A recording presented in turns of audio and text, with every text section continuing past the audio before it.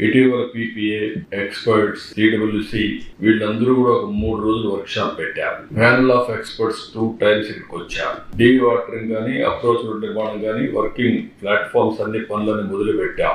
మళ్ళీ దీన్ని స్పీడప్ చేస్తున్నాం. ఈ స్పీడప్ చేసే కార్యక్రమంలో మీరు చూస్తే కొత్తగా డయాఫామ్ వాల్, ఈసీఆర్ఎఫ్ డ్యామ్ 2 కూడా ప్యానల్ గా చేయొచ్చని కూడా ఇండికేషన్ ఇస్తున్నారు. దాన్ని కూడా ఫాలో అప్ చేస్తున్నాం. ఇంకో పక్క దెబ్బతిన్న డయాఫామ్ వాల్ స్థానంలో కొత్త డయాఫామ్ వాల్ ఇప్పుడే మీరు చూశారు. అది కూడా వర్క్ స్టార్ట్ చేస్తున్నాం. కొత్త డయాఫామ్ వాల్ ఎక్విప్మెంట్ అంతా కూడా వస్తుంది, మెషిన్స్ అవన్నీ. ఇది జనవరి 2వ తారీఖున ప్రారంభం అవుతుంది, వర్క్ స్టార్ట్ అవుతుంది. 2026 మార్చి నాటికి డయాఫామ్ వాల్ అన్నారు, కానీ నేను చాలా స్పష్టంగా చెప్పింది 2025 డిసెంబర్కే డయాఫామ్ వాల్ పూర్తి కావాలని.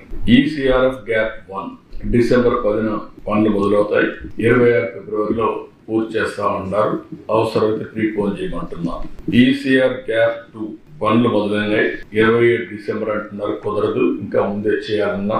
కనీసం 26 మే, జూన్, జూలై లోపల చేస్తే మనకు ఒక సీజన్ కలిసి వస్తుంది. నీళ్లు కూడా పెట్టుకోవడానికి అవకాశం ఉంటుంది. గ్రాడ్యువల్ గా పెట్టాల్సి వస్తుంది.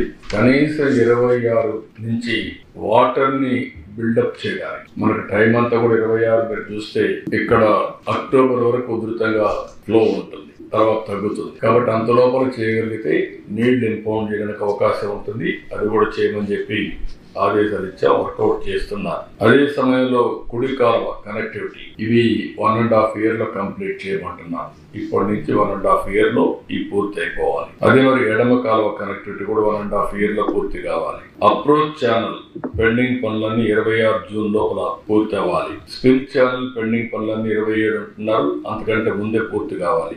27 జూలై అన్నారు, దానికంటే ముందే కంప్లీట్ చేయమంటున్నాం. పైలట్ ఛానల్ పనులు కూడా 27 మే అన్నారు, ముందుగా చేయమంటున్నాం.